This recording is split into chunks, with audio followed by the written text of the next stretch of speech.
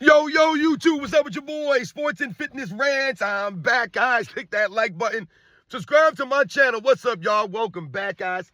Welcome back, man. Got another great video for you guys today, as usual, man. You guys know the deal on this channel.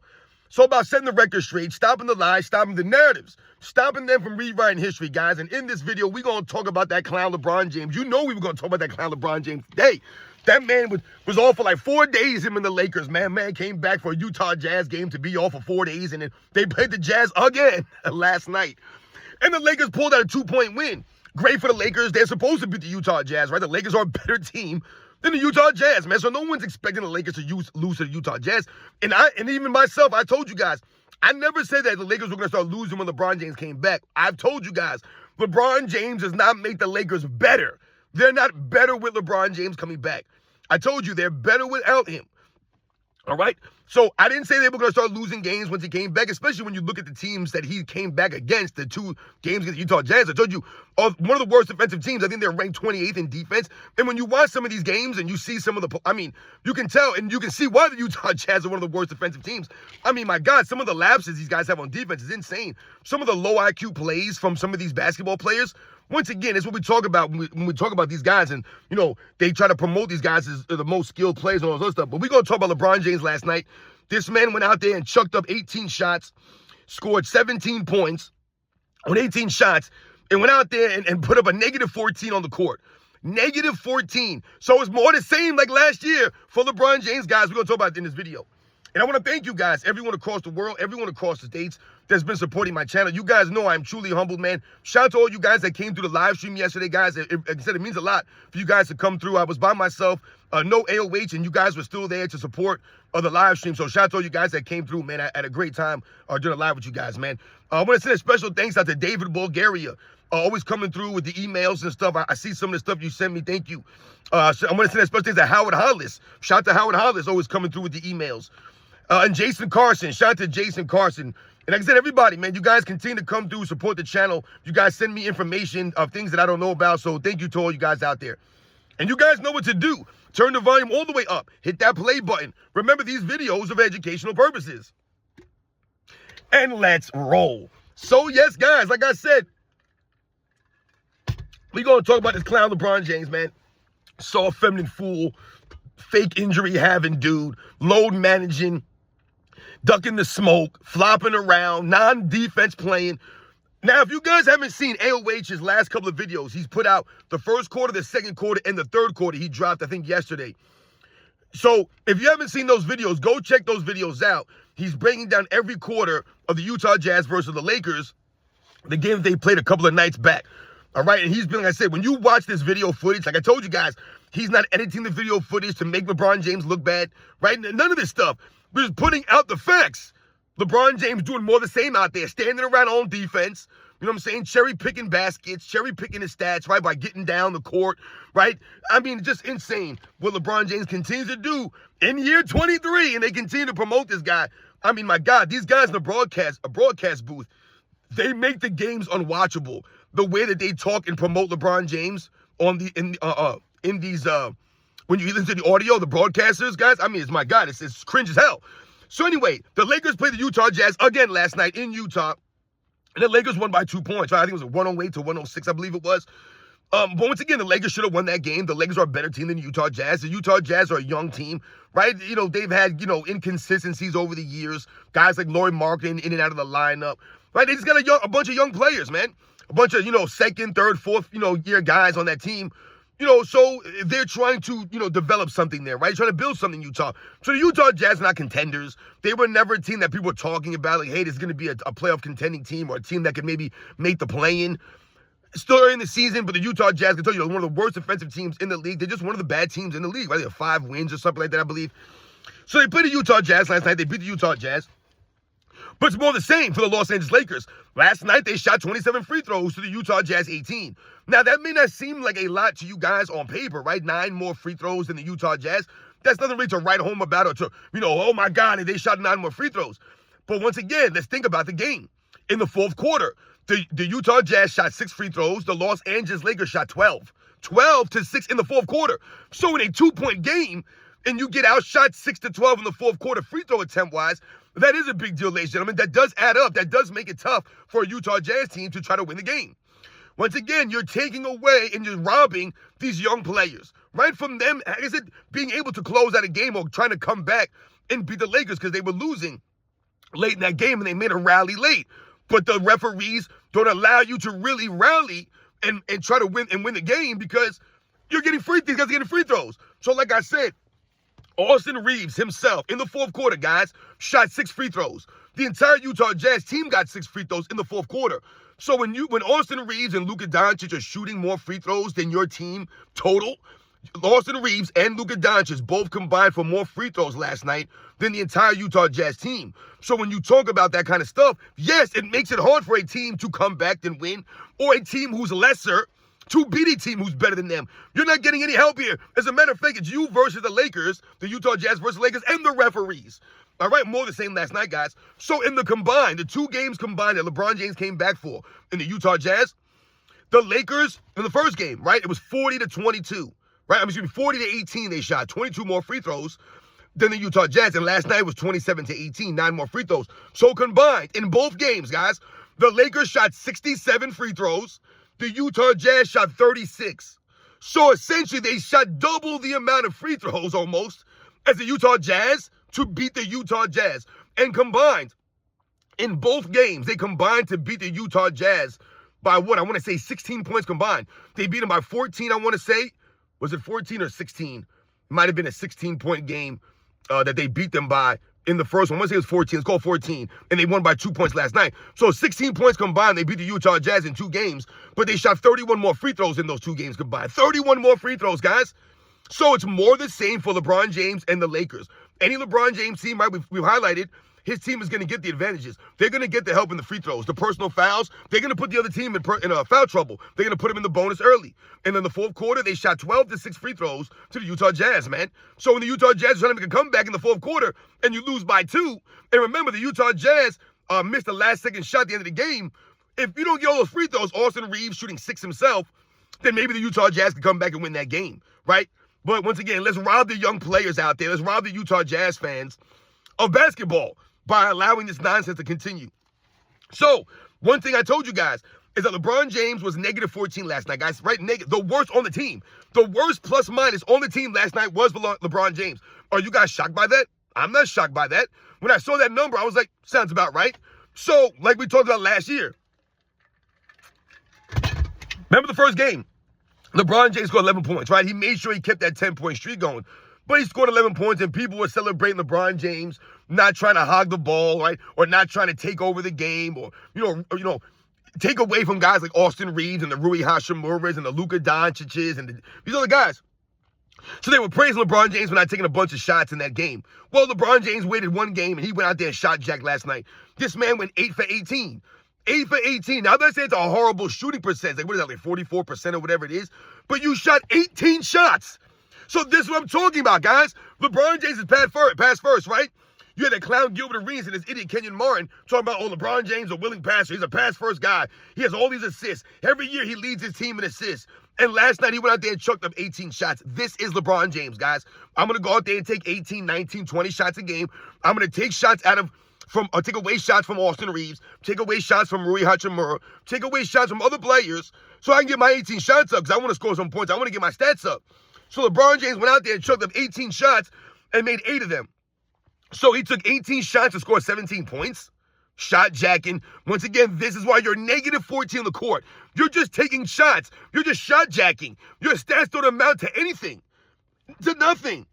I mean, he had 0 offensive rebounds last night. Of course, 0 offensive rebounds from LeBron James. The Lakers are one of the worst rebound teams in the league, and they're one of the worst offensive rebound teams in the league. That's just the facts. Can't offensive rebound LeBron James. So he chucked up 18 shots, right? Missed 10 shots of the 18, and you didn't get any offensive rebounds, though. He went 0 for 4 from three-point range. 0 for 4. So like I told you guys the other day in the other video, right? He went, 2 for 4 in that first game? He passed Reggie Miller, right? I told you, it's laughable for them to promote him passing Reggie Miller without putting context behind this stuff. LeBron James can't shoot. So, yes, he went 2 for 4 that first game, made a couple of threes. Great for LeBron James. I told you he averages 4.7 three-point attempts per game for his career. So he took 4 last night, right on target with his average, and went 0 for 4. That's LeBron James. That's typical LeBron James. So on the season, he's 2 for 8. 2 for 8 on the season, LeBron James, man. Once again, LeBron James can't shoot, but he's gone there and goes 0 for 4. Like I said, 18 shots to get 17 points. No offensive rebounds. Nothing out there on the court. No hustle. No defense again from LeBron James. When you watch the video footage, LeBron James doing the same thing. He told you, the Lakers are worse when he's on the court. Worse when he's on the court. Negative 14, worse than the team. So like I tell you guys, I wasn't one of these YouTubers saying that when LeBron James comes back, they're going to lose like 5 in a row, or they're going to go on a losing streak, or they're going to get worse with LeBron James. I didn't say that. It wasn't necessarily about the Lakers being worse when LeBron James comes back. You know, we talked about him messing up the chemistry. All of that I agree with. He does mess up your chemistry, the cohesion, the camaraderie of your team. I believe all of that. Absolutely, he does. He messes with guys' mental. Like I said, you don't really feel comfortable with LeBron James around it. You're always looking over your shoulder. So then I agree with, but I did not believe that he was going to come back and they were just going to start losing. Especially if you look at the teams, like, we have to understand that, first off. I think a lot of people, they didn't really look at that.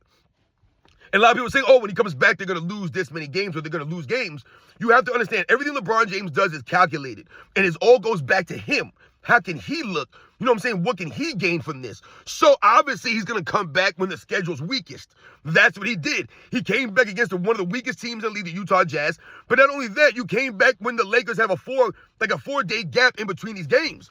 So you're playing the Utah Jazz 2 times back-to-back with 4 days in between. Weird stuff from the Lakers, but this LeBron James, man. This is how the schedule's set up. This is why these guys, this is why we don't understand how they're complaining all the time. Look at the schedule. These guys got 2 days off there, 3 days off there, 4 days off here. They spread, there's not as many back-to-backs. This is what I'm talking about, guys. You see that scheduling worked out for someone like LeBron James. Let me come back against the Utah Jazz. Then I'm off for 3 or 4 days. Then I can come back against the Jazz again. Who do they play next to? The Lakers, the Clippers. They play the Clippers. Once again, one of the worst teams in the league, the Clippers. These are the teams that LeBron James is coming back against. So the Lakers shouldn't be losing to these teams. I told you, LeBron James doesn't make them worse necessarily, even though I believe he makes their defense worse, right? But overall, he doesn't help them. So he does nothing for them. So certain things he might help in it, like as far as like his playmaking, let's say, or as far as like LeBron James is being on the court. Because for some reason, a lot of these teams are still showing LeBron James this respect that he never earned. Like, sometimes you'll watch some of his video footage, and you're wondering why some of these teams are, like, focusing on LeBron James here, or sometimes they'll send 2 people towards LeBron James, and you're like, why are they even doing this? It's LeBron James, man. Like, I don't understand. And you're allowing LeBron James to make a simple pass for an assist. Right? I just question sometimes what guys are doing on the defensive end when LeBron James has the ball. Like I said, it's almost like they're treating LeBron James like this is LeBron James 2010 or 2009 LeBron James, 2013 LeBron James or something, man. Like, it's laughable to me. So like I said, guys, when we think about what the Lakers did last night, no one's impressed with LeBron James and the Lakers winning a couple of games with LeBron James coming back because you beat the Utah Jazz. And like I said, you needed a free throw differential of plus 31 to beat the Utah Jazz. That's a laugh right there. And like I said, when you watch LeBron James on the basketball court, he's doing more of the same. He's being the weak link. Like I said, he's being the detriment on the defensive end. He just is. Like I said, to me, the Lakers have taken a hit defensively since he's been back. That's why when you see AOH put this video footage out, what do you AOH highlight often? How LeBron James goes to the bench, the score might be a certain, whatever it is, right? The Lakers are down, let's say they're down 7. LeBron goes to the bench, all of a sudden, the Lakers cut it to a 3-point deficit, right? Then LeBron James checks back in, and then it goes back to a 7-point deficit or a 5-point deficit or, whatever the case may be. We've seen it time and time again from LeBron James over these last several years, right? So that's why you're negative. When you come back on the court, your team is bad. When you leave the court, the team goes on a run. That's what we've seen also. We talk about LeBron James stat padding, staying in games when the team is down, right? The team is up. LeBron James still in there, playing against a second, third unit sometimes. This is why your plus minus is all jacked up, because you're not doing anything in the course of winning games. You're just in there chasing the numbers. Doesn't look good for LeBron James again this season. So now combined, LeBron James has played 2 games so far this year, guys. 2 games. He's negative 13 on the season. 2 games, and LeBron James is negative 13 in 2 games, guys. That's insane. Only 2 games and you're negative 13? So once again, let's think about this. there's about, 70 games left in the season. Let's just call it 70 games for the Lakers. I believe there's less than that, right? Let's call it 67 games. But just to make a nice round number, let's call it 70 games left for the season. 70 games. All right? So LeBron James, 2 games. There's 70 games left. This man is already negative 13. So if we just divide 70 divided by 2, which would be 35, right? That would equal 70. And then we did that times what? He's negative, that's called negative 10. I mean, the man's on pace for like a negative 300. I mean, if you think about it that way, he's on pace for like over a negative 300 just off of these first 2 games. Negative 300, guys, over that. I mean, it's insane, guys. This is what we're talking about. Like I said, they win the first game, I believe by 14, I believe it was. I want to say it was like 140, like 126 or something like that. So you win the first game by 14 against Utah Jazz. Like I said, even though you were plus 22 at the free throw line. And LeBron James was a +1 in that game. A +1. And when you look at the video footage that AOH has been putting out from that game, you see why he was a +1. And everybody else was a lot better. Because when LeBron James out there, he ain't doing the D again. He's standing around on D again. Not hustling back court, half court. Losing his man, creating these mismatches, forcing his teammates to rotate and help him out, but he's not helping them out in turn. So that's why you were only +1. And last night you were negative 14 because you're doing LeBron James stuff out there. These are the facts. LeBron James was I think he was -7 in the fourth quarter. He was -7 in the fourth quarter. LeBron James on the court.